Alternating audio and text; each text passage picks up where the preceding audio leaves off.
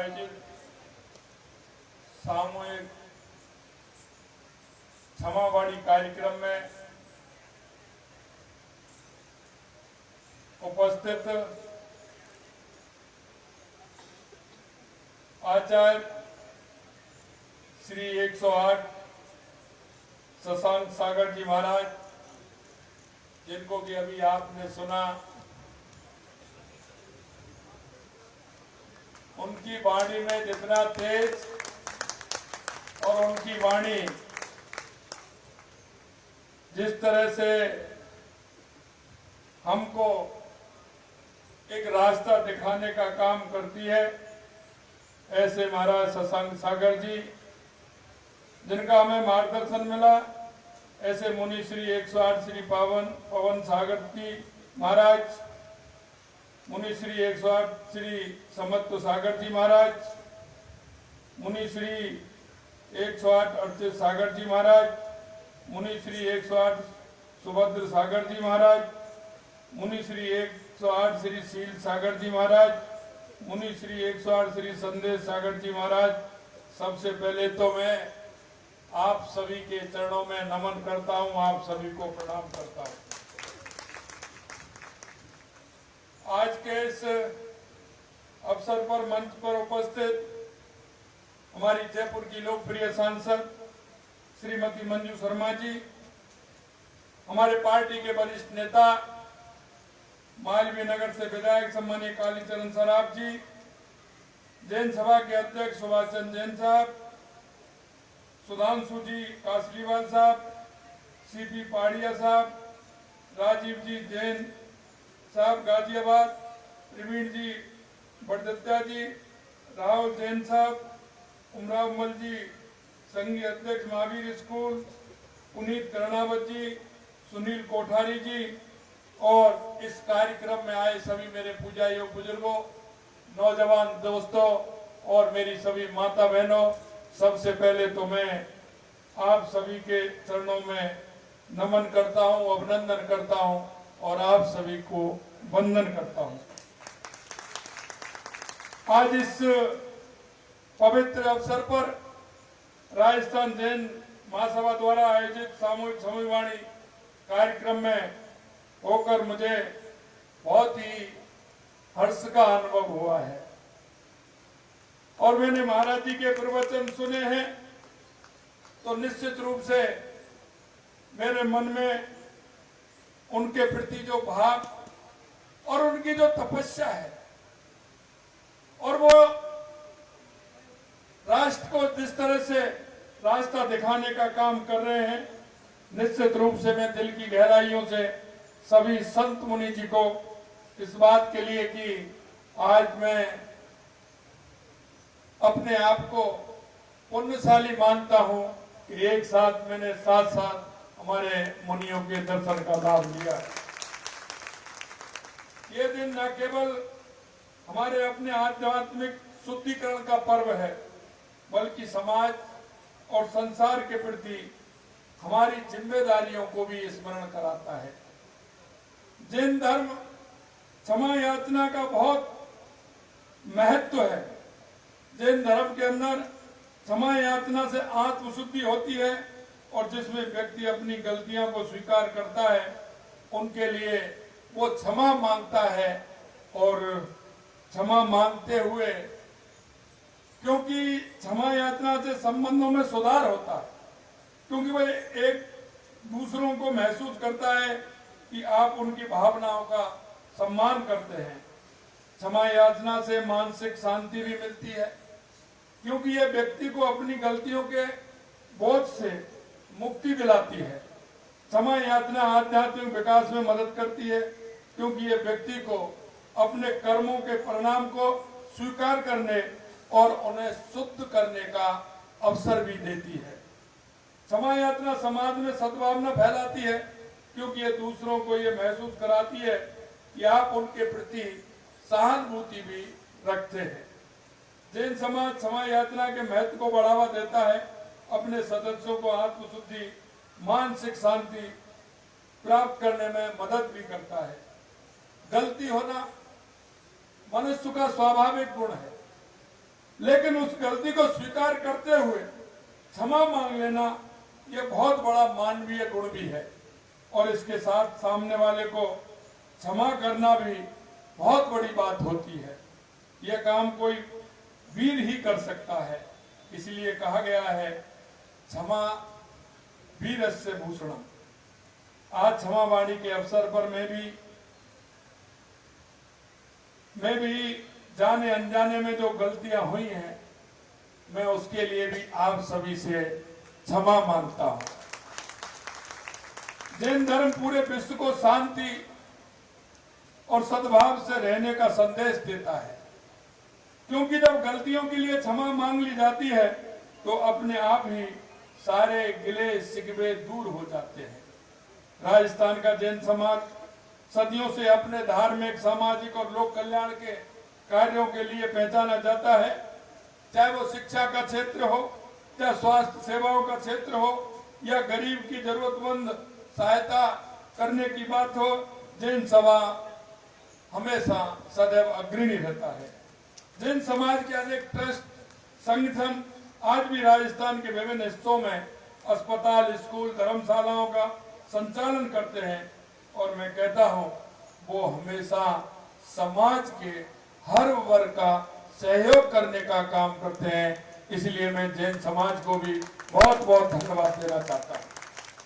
जैन समाज, जैन धर्म 10 लक्षण परम मानवता के प्रेरणा का स्रोत भी है।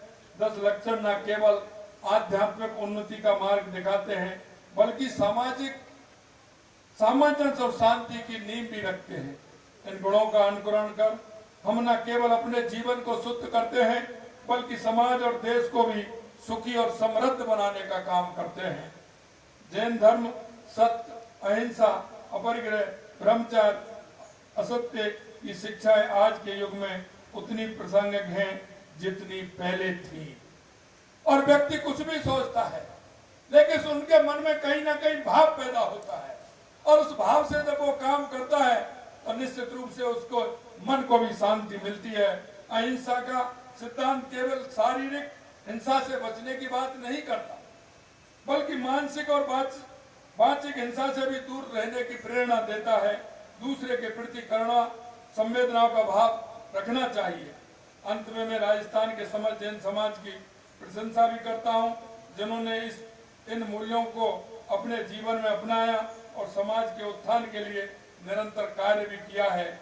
हमारी संस्कृति, हमारी परंपराएं हमें सिखाती हैं कि क्षमा सबसे बड़ा आभूषण है, और यही क्षमा वाणी हमें अपने भीतर की कटुता, वैर भाव को त्यागने का अवसर प्रदान करता है। अंत में मैं आपसे इतना कहना चाहता हूं कि हमारा देश हजारों सालों से हमारे संत, हमारे मुनि, हमारे ऋषि जिस तरह से इस देश को दिशा देने की काम किया है, हमारी संस्कृति को बचाने का काम किया है, हमारे सनातन को मजबूत करने का काम किया है, ये अगर मेहरबानी है तो हमारे संत, ऋषि और मुनियों की मेहरबानी है, जो हमारे देश को आगे आईना दिखाने का काम कर रहे हैं। मित्रों, मैं आपसे इतना ही कहना चाहता हूं, हमारे ऋषि मुनियों के द्वारा समय समय पर रास्ता दिखाया जाता है, समय समय पर हमको बताया जाता है कि आप ये गड्ढा है इसमें मत गिरिए, ये खाई है इसमें मत गिरिए। उनको अपनी वाणी से एक समाज को दिशा देने का काम करते हैं। हमेशा इन्होंने देश के लिए, समाज के लिए, समाज को आगे बढ़ाने के लिए, समाज को मजबूत करने के लिए, समाज में किसी तरह का गलत भाव पैदा नहीं हो, इसके लिए लगातार हमारे संत और मुनि पूरे देश के अंदर इस तरह का भ्रमण करते हुए समाज को आगे लाने का, समाज को अच्छे रास्ते पर चलने का मार्ग दिखाते हैं। मैं गुरुजी इतना ही कहना चाहता हूं, क्योंकि मैं आध्यात्मिक से जुड़ा व्यक्ति हूं, मेरा आध्यात्मिकता में बहुत बड़ा विश्वास है। इसलिए मैं कहना चाहता हूं कि जैन धर्म सिद्धांतों को अपने जीवन में आत्मसात करेंगे, समाज के कल्याण के लिए काम करते रहेंगे। मैं निश्चित रूप से, मेरे को जब भी किसी लेटर आता है, हमारे संत मुनि आते हैं, मैं एक आदेश में ही मैंने, आप पता नहीं मेरे को कैसे ये चूक हुई है, लेकिन मेरे यहाँ कोई भी राजस्थान में संत आते हैं उनको राज्य स्तरीय उनको पहले से ही ऑर्डर है। और ये मैंने जब मैं मुख्यमंत्री बना था उस समय ही ये ऑर्डर हुआ था कि हमारे मुनि संत जो आते हैं उनका राज्य अतिथि के रूप में उनको सम्मान मिलेगा। ये मैंने आते ही सबसे पहले किया था। आपने मेरे को कहा है, मैं तो गुरुजी बिल्कुल तैयार बैठा हूँ और मैंने तो कई बार कहा भी है, मैं आपसे ही निवेदन करना चाहता हूँ अक्टूबर माह का कोई भी रविवार आप ही तय कर दें और पधारिए और मैं आपको आमंत्रित करता हूँ। और आप कहेंगे मैं वहाँ आपको दोबारा आमंत्रित करने के लिए, क्यों आप कहेंगे ये तो आज मैंने कहा है इसलिए आपने यहाँ आमंत्रित दिया है। मैं तो आपके पास आकर के आमंत्रित करना चाह रहा हूँ, आप आइए, आपका स्वागत है, सत्कार है, क्योंकि ऐसे भाग्य कहाँ होंगे कि संतों के चरण अगर किसी के घर में पड़ते हैं वो बहुत ही सौभाग्यशाली होता है। मेरे घर तो गंगा चल कर के आ रही है, इससे बड़ा सौभाग्य मेरा नहीं हो सकता। इसलिए मैं तो आपसे निवेदन करना चाहता हूँ, आप समय तारीख आप बताइए, मैं उसके लिए सभी छोड़ करके मैं आपके साथ पूरी तरह से उसमें स्वागत के लिए तत्पर रहूं।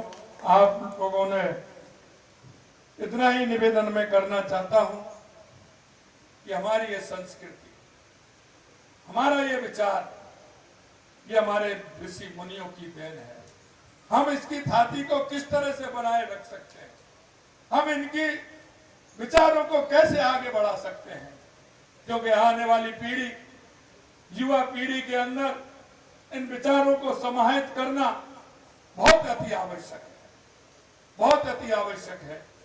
मैं तो गुरुजी अभी मैं 5-6 दिन के लिए कोरिया जापान की यात्रा पर गया था।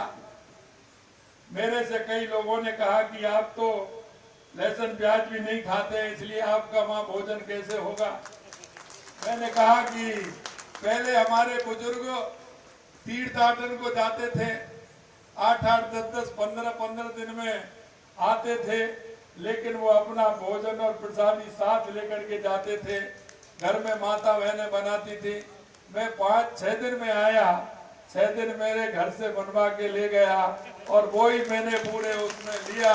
और क्योंकि मेरे से कहा कि ये सब्जी तो वहां भी मिल जाएगी, लेकिन मेरे से किसी ने कहा कि तेल किसी और का मिलता है वहां, तो मैंने कहा ये नहीं चलेगा।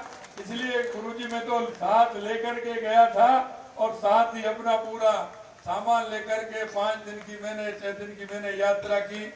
मेरे को बहुत ही सौभाग्यशाली हूँ कि आपके दर्शन का लाभ मुझे मिला है।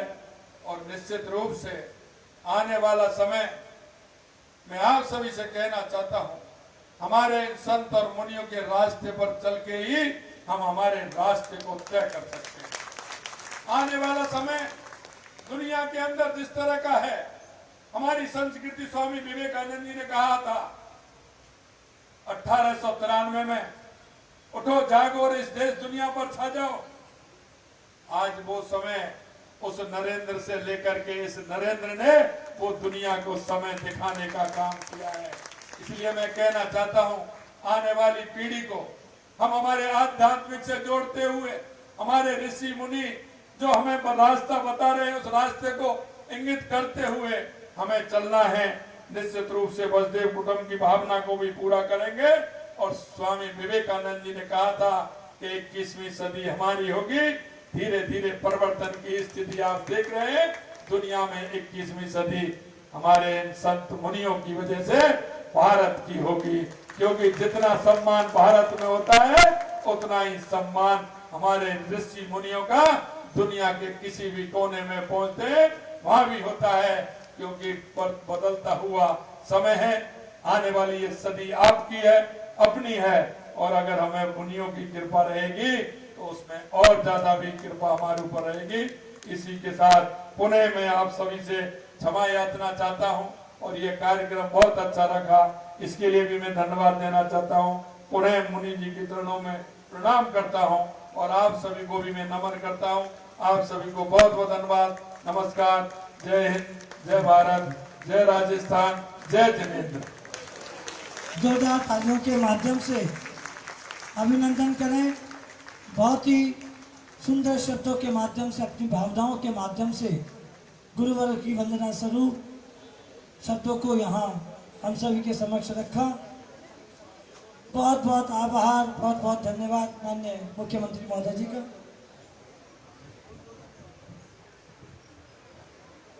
एक काम मेरे को आपने जैन समाज